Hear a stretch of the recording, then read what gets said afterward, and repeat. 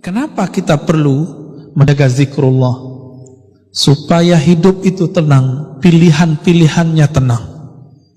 Mau pilih apa saja tenang. Bapak saudara makan Allah, kita ambil zikir la ilaha illallah.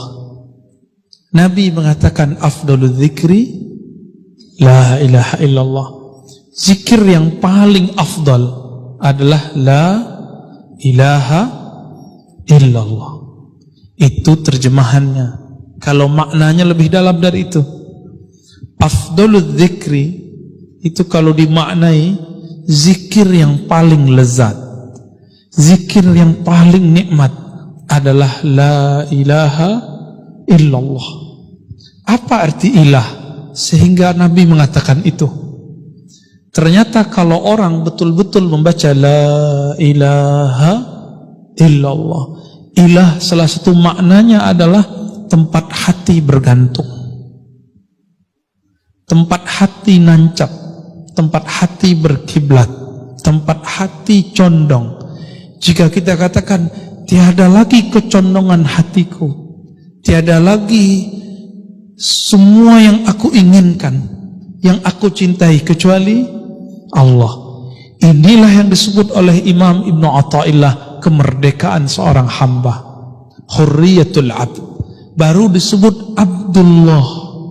Maka orang yang menyebut la ilaha illallah, tiada lagi tempat kami bergantung, tiada lagi tempat kami memuja, tiada lagi tempat kami menyembah kecuali Allah. Di saat itulah dia menjadi merdeka. Oleh karena itu seorang mukmin jiwanya merdeka. Kalau bahasa kawan kami Ustadz Hanafi, nggak ada lagi urat takutnya, nggak ada lagi rasa takutnya kecuali kepada Allah. Yang punya zikir ini hanya ahli-ahli qalbu, bukan orang yang suka ceramah kayak saya ini, bukan yang suka debat, bukan yang suka menyalah-nyalahkan orang, membidah-bidahkan orang, enggak.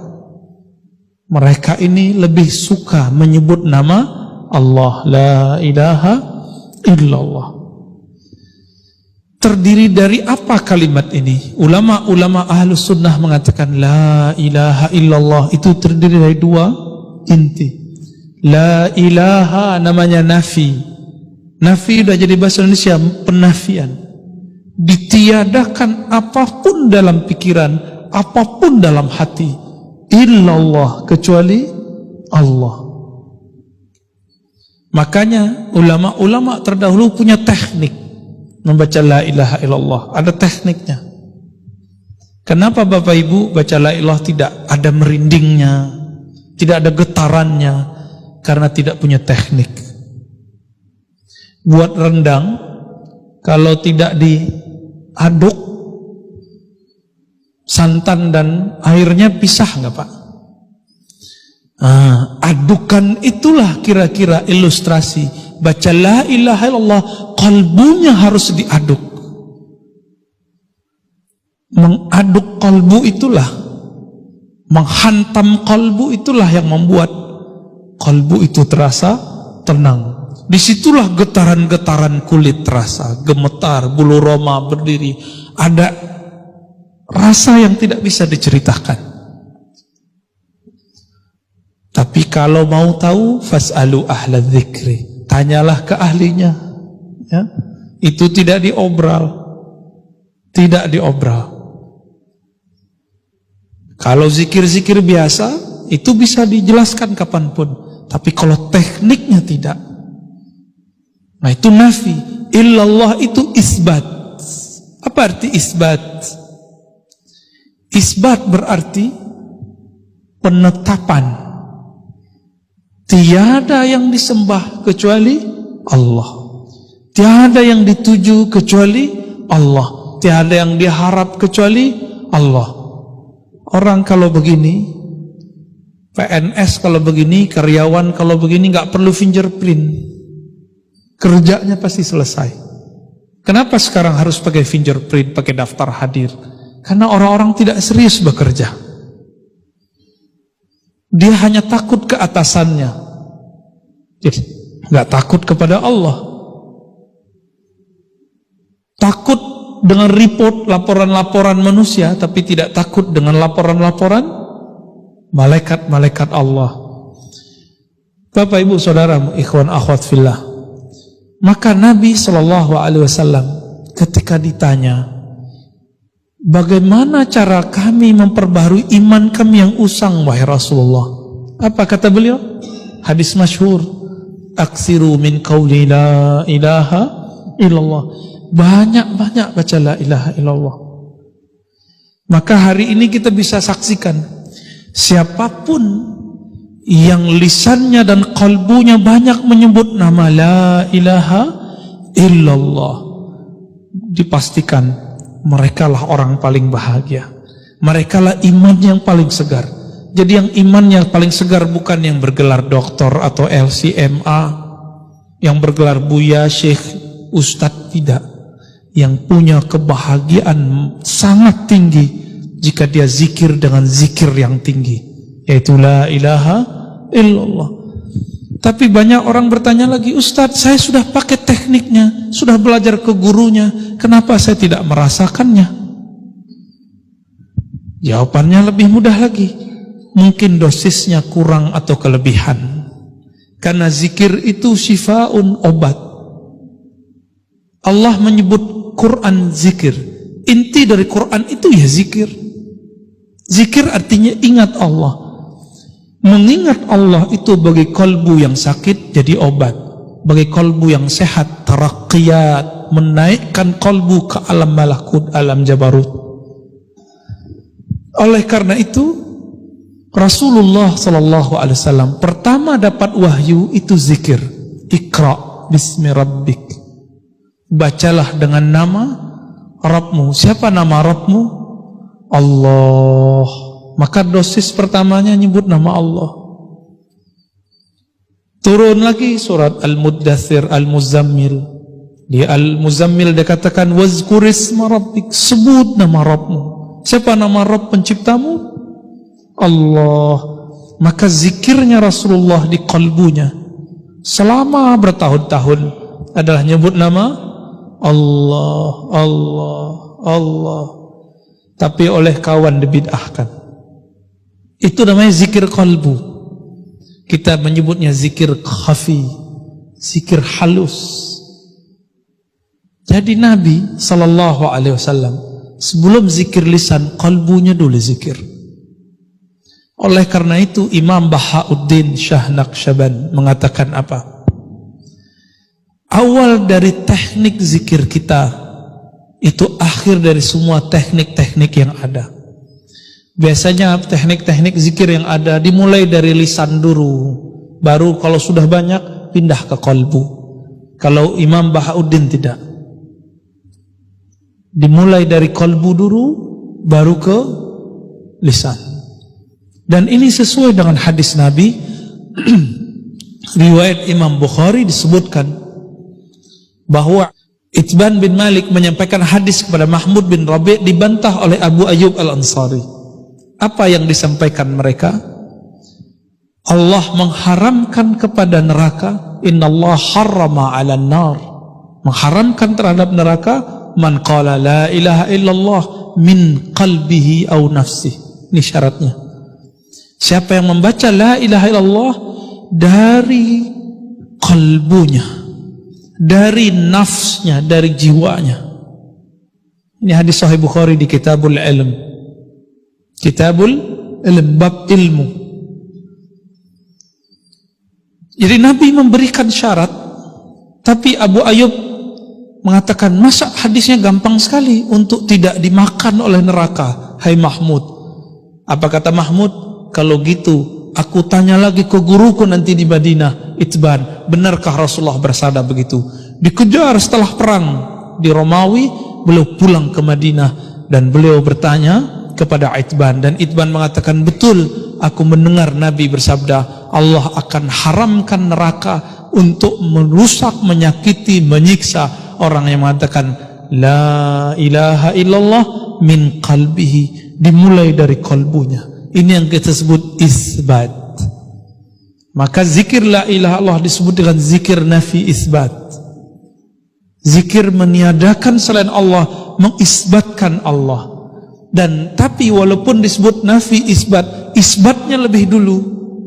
Tetapkan dulu namanya di qalbu, baru baca la ilaha illallah. Inilah rahasia surat Ali Imran ayat kedua.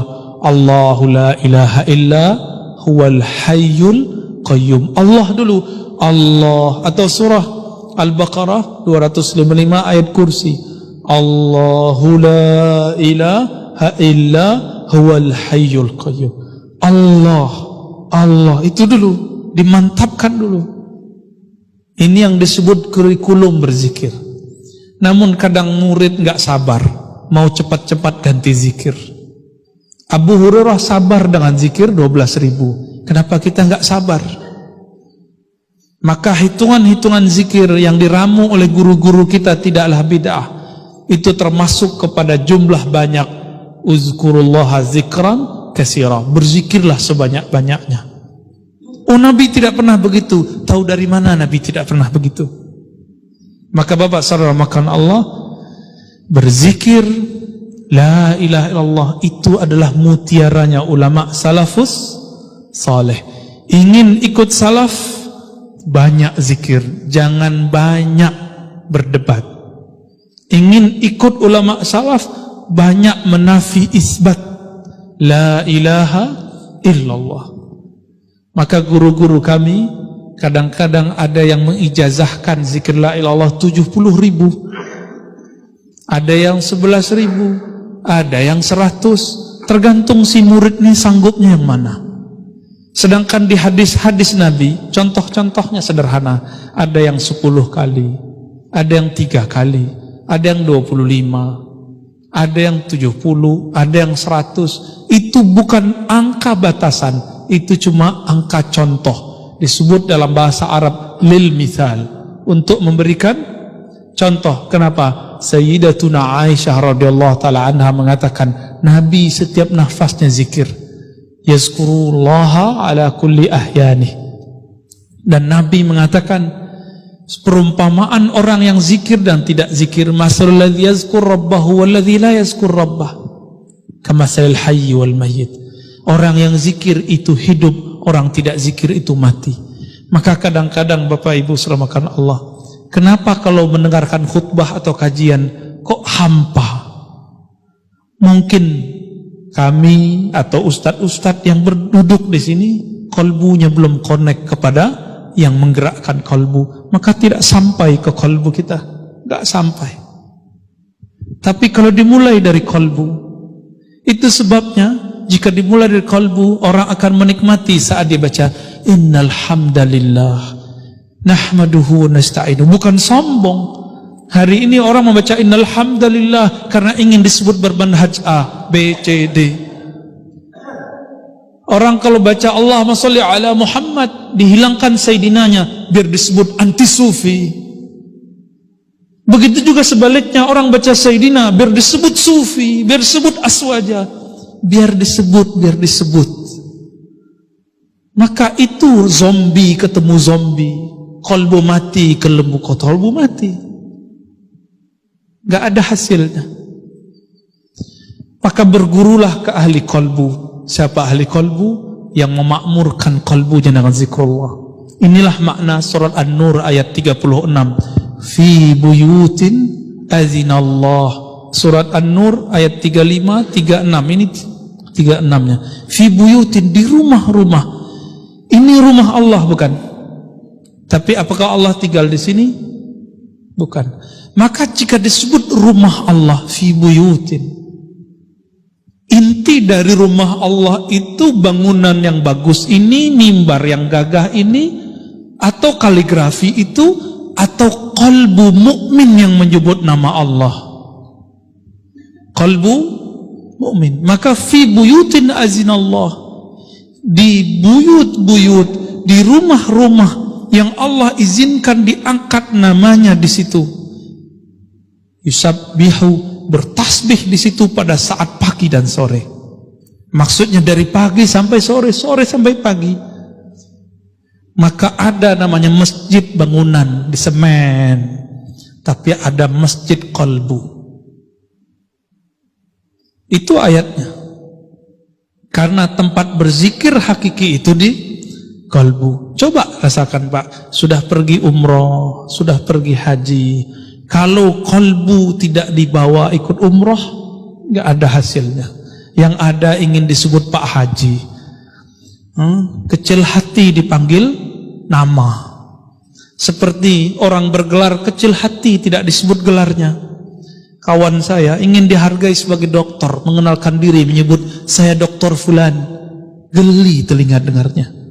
Tidak usah sebut dokter, tidak usah sebut haji. Buktikan dengan ilmumu, buktikan dengan amalmu. Pantas gak punya gelar dokter, pantas gak punya gelar haji. Gak usah sebut buya, ustadz, syekh, mursyid. Buktikan dengan qalbunya. I'malu fasayarallahu a'malakum. Beramal saja kamu, Allah akan melihat hasilnya. Maka Bapak saramakan Allah, terakhir ini hari Jumat. Rasulullah berpesan 14,5 abad yang lalu. Apa kata beliau? Aksirus salati alayya fi yaumil jum'ah. Banyak-banyak salawat kepadaku khusus hari Jumat. Kenapa? Semua salawatmu sampai kepadaku. Tapi bagi para pecinta Rasulullah, kullu yaumin yaumul jum'ah. Setiap hari terasa Jumat. Maka mereka salawat tidak nunggu hari Jumat. Jika ingin merasakan mimpi ketemu Rasulullah, bahkan bertemu langsung Rasulullah, banyak-banyak salawat. Minimal sebelum wafat Allah kasih. Sebelum wafat Allah kasih. Karena mimpi itu terjemahan dari alam bawah sadar kita. Kita sadar, di saat sadar kita menabung apa ke kalbu? Nabung zikir, nabung salawat. Jika itu yang sering kita baca, itu tabungan alam bawah sadar. Apa yang dilihat, apa yang didengar, apa yang dikata, apa yang dizikirkan, itu masuk ke alam bawah sadar, disimpan dalam memori kalbu. Jika dia telah tumpah ruah, telah banyak, telah penuh, nanti rasa itu akan membuat kita mampu melihat alam malakut, minimal di alam tidur. Ini yang Nabi katakan, man ra'ani fil manam faqad ra'ani. Yang mimpi melihat aku dalam tidur, itu masuk ke alam roh. Dia benar-benar bertemu aku. Bukan syaitan, bukan iblis, bukan jin. Itu jaminannya. Maka itulah hiburannya orang beriman. Dan ini yang kami tahu hanya ada para ulama-ulama aswaja, ahlus sunnah yang bertasawuf, yang berzikir, bersolawat tiada henti. Semoga kita termasuk itu yang Nabi sebut dalam hadis, la tabqa minal mubasyarat. Tidak tersisa lagi dari mubasyarat, dari kabar-kabar gembira, dari kabar-kabar rohani, kabar-kabar langit, hiburan bagi ulama-ulama, hiburan bagi ahli kalbu, kecuali ar-ru'ya salihah, mimpi-mimpi yang indah. Apa mimpi yang indah? Bukan mimpi basah, tapi mimpi bertemu roh paling mulia, roh Rasulullah sallallahu alaihi wasallam. Saya doakan siapa saja yang beramal salawat banyak-banyak, saya doakan semoga segera ketemu Rasulullah. Enggak sekarang, nanti, enggak nanti terus. Tapi ingat, kita salawat bukan karena ingin mimpi. Kita salawat karena ingin menyampaikan cinta dan rindu kepada Rasulullah. Maka digabunglah la ilaha illallah Muhammadur Rasulullah sallallahu alaihi wasallam. Udah Pak? Ya kira-kira itu. Mau tanya jawab? Ya. Kalau zikir apa yang mau ditanya? Ya silakan kalau mau tanya.